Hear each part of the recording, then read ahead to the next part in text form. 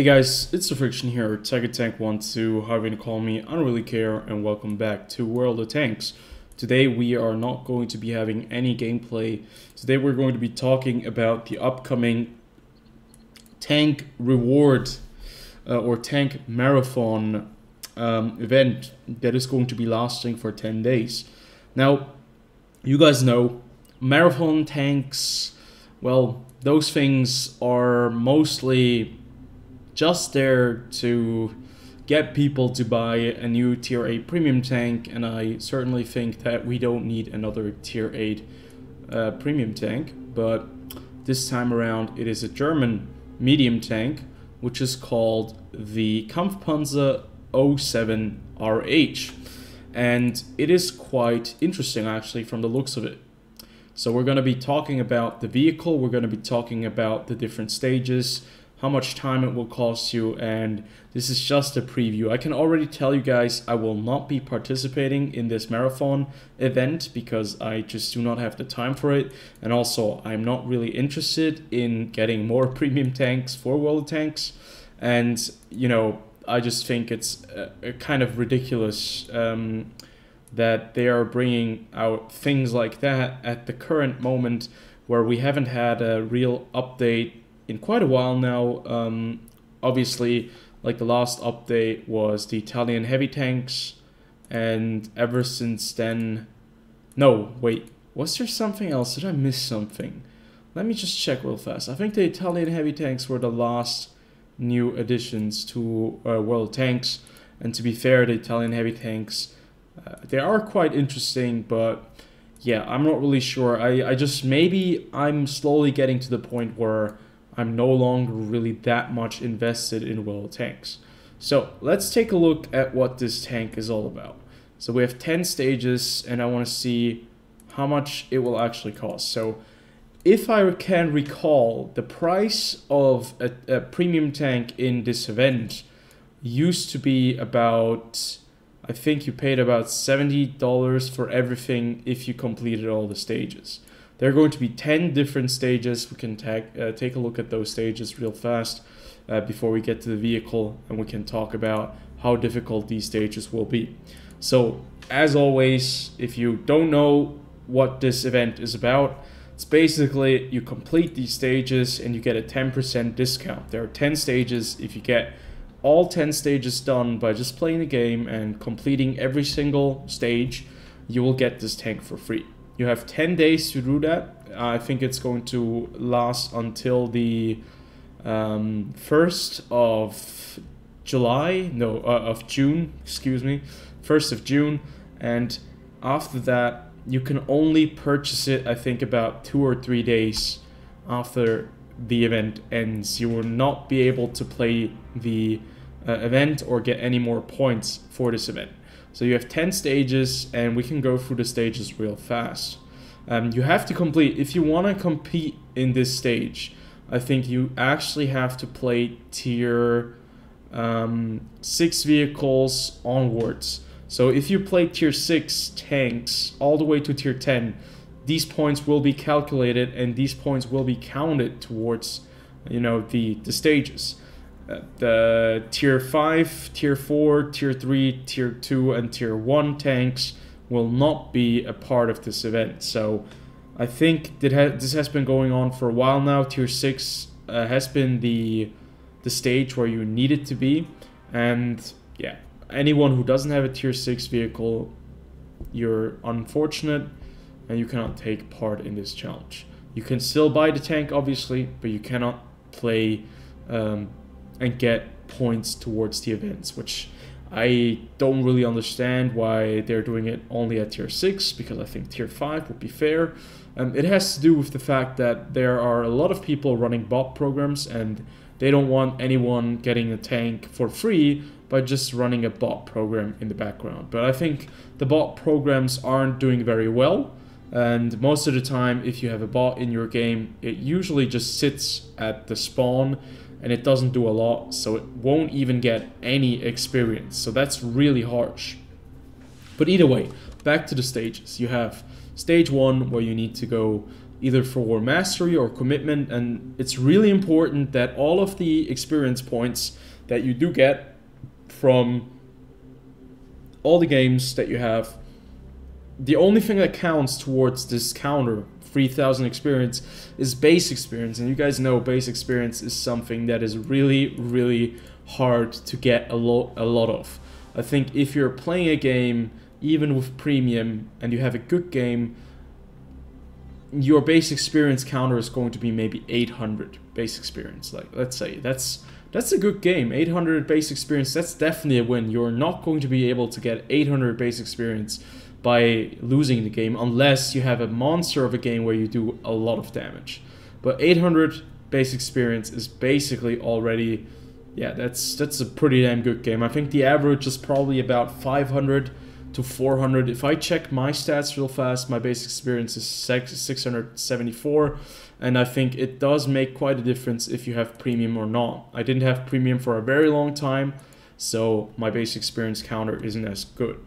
So yeah, you can just see, if you have 800 base experience, well, it's gonna take you a couple of games to finish this, but you can also do the one for mastery, and that will need you to, well, you can do that in tier 9 and tier 10, at least tier 9 is in there, and you need to get 750 points of base experience. Now obviously it's going to be a question of what is going to be faster. Now the very skilled players will be able to do the mission for mastery probably in a decent time frame, but the thing is, still, you need to get into those games. You know, you need to be consistently good, because like if you go to stage 2 and stage 3, it does get harder, and it does get harder by quite a bit. So stage 4, you already need to do 4,200 damage 4 times. So, you know, doing 4,200 damage in tier 9 and tier 10 is obviously doable, but getting that 4 times in a row, well,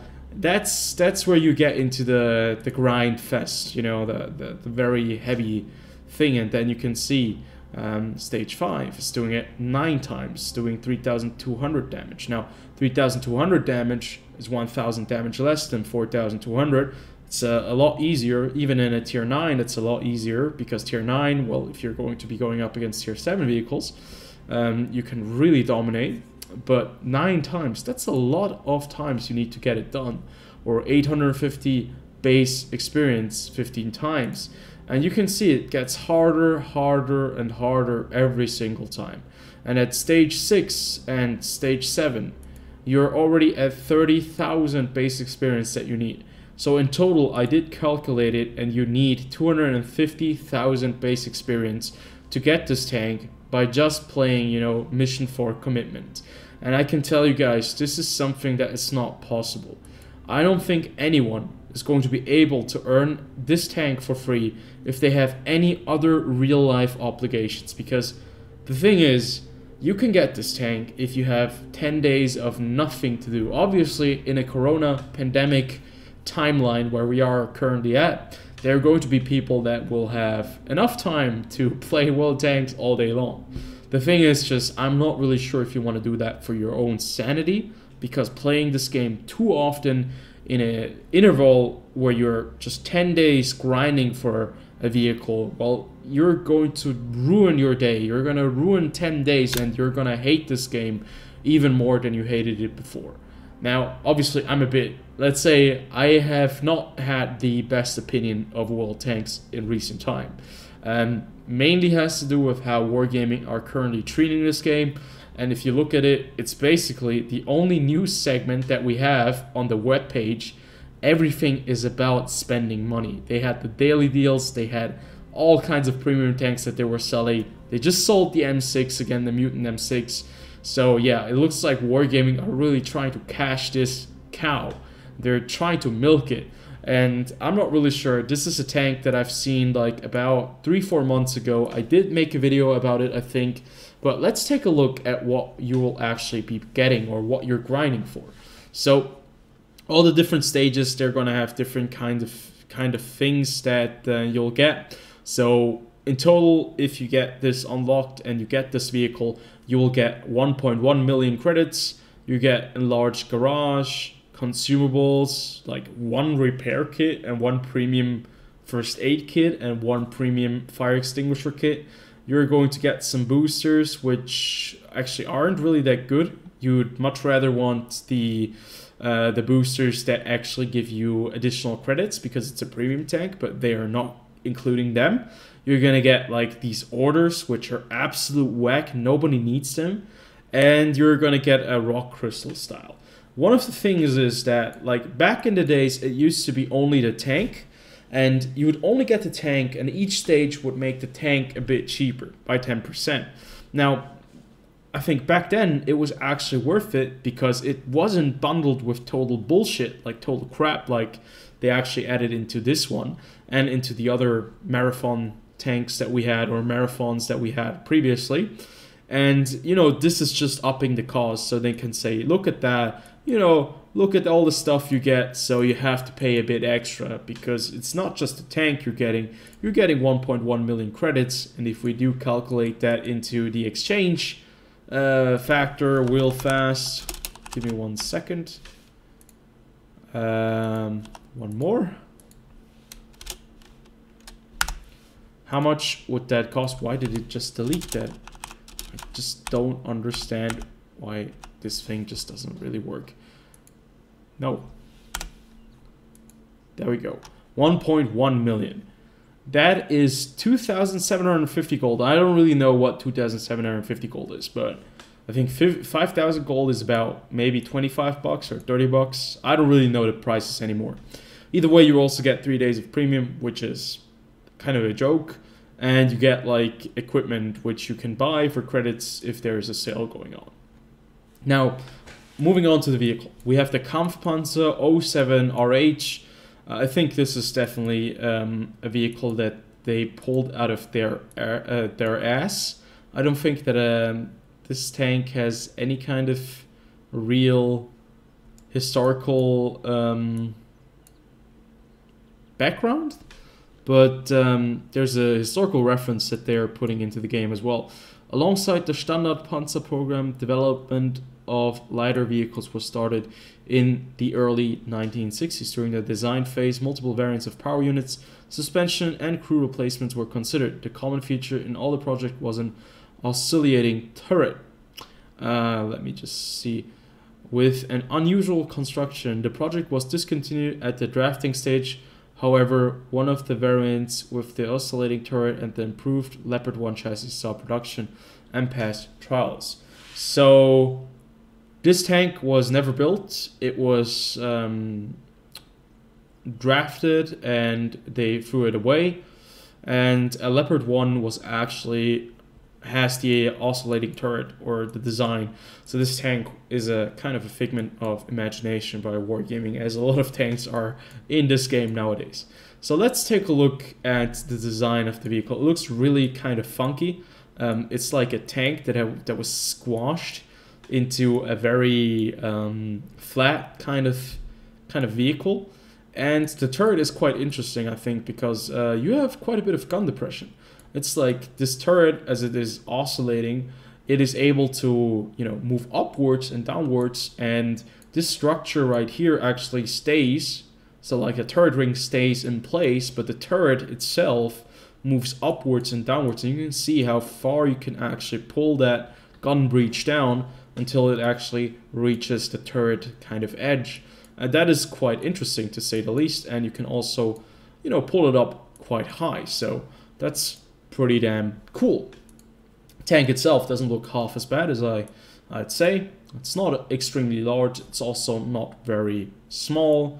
It's a medium tank. That's exactly what you're expecting. So you have an interesting 90mm gun right here, which actually has a very interesting feature, and we get to that in just a second. Now, premium tanks in the year 2021 need to be special in some kind of way. They need to either have really good armor, or they need to have really good pen, or maybe a really good rate of fire, or they need to be really fast. Because things do not sell well if they are kind of bland, if they are maybe worse than the standard counterpart in the tech tree. And the thing is, right here, this tank has 200 alpha damage for a 90mm gun. That is about 40 alpha damage less on average. 240 is, I think, the average alpha damage for a 90mm gun. But don't worry, because it will get better for this vehicle. You have 205mm of pen. I think the standard round is going to be AP, and the premium shell is actually heat. So nothing new there. You have 205mm of pen, which is pretty damn good in my opinion. I think for a tier 8 with standard pen, 200mm, 205mm isn't too bad. The premium shell ammo has 255mm of pen, so going up against tier 9 tanks and some tier 10 tanks, you'll be able to do some damage, but especially against tier 10 tanks, it will not be sufficient to go through like the majority of heavy tanks or heavily armored tank destroyers. But that's not the purpose of this vehicle. It has an incredible rate of fire of 14.22 rounds per minute. That is amazing. You have a reload time of 4.2 seconds per shot. That is incredible. Your gun traverse speed is incredible as well. 53.33 degrees per second. You have 9 degrees of gun depression. Only 15 degrees of gun elevation, but 9 degrees of gun depression will make you a really good ridgeline warrior. Although there are tanks that have much better gun depression at like 10, 11 degrees, but that's completely different. That's something different, right? The aim time is incredible, 1.41 seconds, so this tank aims in really quickly. It is quite accurate as well, 0.33 dispersion at 100 meters.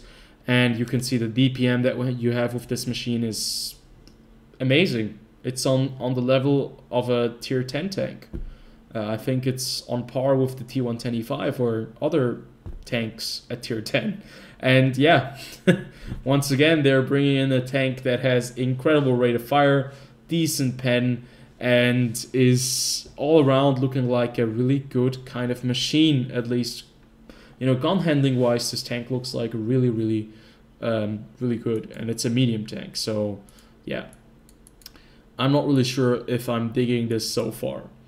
The interesting part about this tank is that the turret armor is basically non-existent. You have 80mm of frontal turret armor, 60 on the side, 60 on the rear. It is grounded, yes, but you know, 80mm is just not going to be cutting it. If you're peeking a ridgeline, you're going to be getting absolutely devastated, especially if they do spot you. Now, the hull armor, on the other hand, is 150mm thick, 75 on the side, and 25 on the rear. So it's actually quite an easy tank to pen with high explosive shells from behind, but on the side, 75mm is actually not too bad for a medium tank. That's something that quite surprised me right there.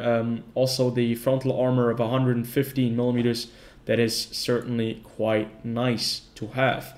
But the turret is a big letdown, and obviously that's one of the places they needed to actually balance the tank.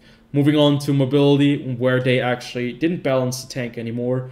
You can see you have 753 horsepower per, like, no, not per ton, but you actually weigh 31 tons, and your specific power to weight ratio is 24.85 horsepower per ton. That is pretty damn impressive. This tank is a speedy tank. 69 kilometers per hour top speed, 27 kilometers per hour top speed backwards, 58.67 degrees per second traverse time. This tank is fast. This tank is fast, and it is really fast. It's light and it's fast. Almost 70 kilometers per hour. That is crazy. Couple that with the firepower of this vehicle, and you basically have the new M41 Walker Bulldog as a medium tank with a bit better armor at the front, and it's a premium. I don't even know what to say. Like, all the stats so far look really good. It looks like a tank that is really good. So concealment wise, it actually isn't too bad either. Like, I'm not sure if all of the stats are with the equipment, but because it's kind of weird. Why do I have this kind of added bonus on here? I'm not really sure, but it could be like that. This tank is also like really maybe already equipped with a good crew. Could be like that. But either way, concealment, this tank isn't too bad. You can actually hide it quite well if you have a very good crew. And spotting wise, this tank is also quite capable, at least it seems on the paper. It's 390 meters view range, so 390, not too bad for a tier 8 medium tank. So like on paper, this tank actually looks pretty damn good. It doesn't look too bad. And yeah, so it looks like it is going to be worth your time, especially if you're a player who likes to, you know, daddle with fast medium tanks or fast light tanks with a respective 2800 DPM, which is completely ridiculous because if we just check some of my tier 10 tanks, we can actually see that it's basically on par with the T110E5 or with some other tier 10 vehicles. So let's take a look at the M60 real fast and get some comparisons in there. You can see that the DPM, okay, actually, you know, it's not a fair comparison because the M60 doesn't have the best crew on it. Let me pick my M48. My M48 has a DPM of 3,569. That's with a very good crew, with premium consumables and everything in there. Gun rammer and all that kind of stuff. But still, that's only 700 damage per minute more than that other tank. And you can see the stock M60 is worse off than that premium tank. And that tells you quite a lot. If a premium tank is able to do or to, you know, get those numbers in there, well, I'm not really sure, but I think we might have a bit of a problem with balancing in this game. Because if we move on over to certain other tanks that are premium or maybe non-premium, we can see that those numbers do not really match up, as you can see right there. So my Pat Korea gets about 2,000 DPM. That's even with a gun rammer, but with not the best crew. My T25 gets 2,000 DPM. My let's pick a tank that is actually quite, you know, quite strong. Let's pick the T26, which is already quite a strong vehicle. That gets about 2,400. That's still 400 DPM more. Even like the Panther 2, this is a tank that has a lot of DPM. Panther 2 is on the same, or Panther 88, sorry, is on the same level, but the Panther 88 doesn't have the same mobility that that thing has.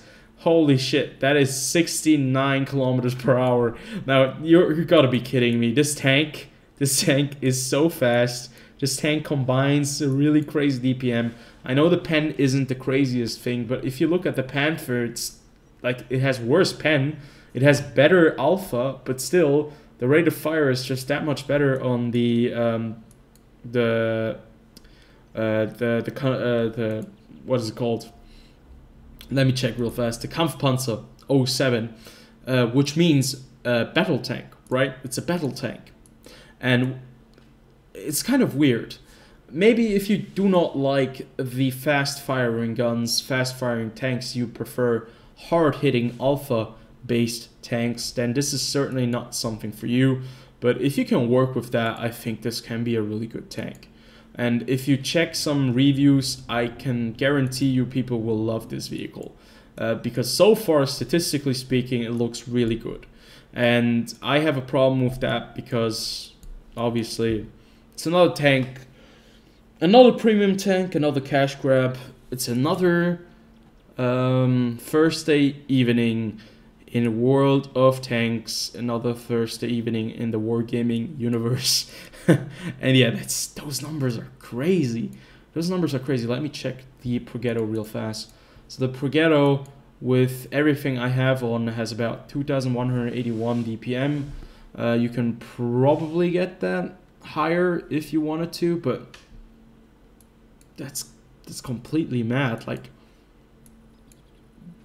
what tank comes close to that DPM? The Turtle, which is a unmovable object that obviously has the damage. Not even the Centurion 5.1. I mean, the Centurion 5.1 has a really good rate of fire. It almost has 10 rounds per minute. So that's 6.33 second reload time, and that thing is not on the same level as that German tank. Like, you're on the level with the Kahneman Action 10. That is a tier 8 heavy tank, and that one has a bit better pen, but still, you have the mobility. So I don't even know which tank you can compare it to. Like, I think DPM wise, it's probably close to the Panther 88, but we all know that the Panther 88 is not the fan favorite, although I think it does have its place. I think with the updates, and it's become a bit better, but that's pretty crazy if you ask me. So yeah, have I reconsidered getting this tank? No, I'm not going to be participating in this event. I don't have the time, nor do I have the money to buy this tank outright, and I don't really wish to get it. But I'd love to hear your guys' opinion. I know this video was a bit long, but hopefully I did cover all of the things. It looks like a really good tank. And once again, the challenges, the stages are really, really difficult, especially starting from tier 5. You're gonna need a lot of time. And in the end, if you reach tier 5, it's going to be half off, and you're still going to be paying about 50 bucks, which is kind of completely ridiculous if you ask me. So, you know what, I'm gonna leave you guys with that. I hope you guys enjoy, and I hope you guys have a good one. Do not burn yourself out if you're playing World of Tanks.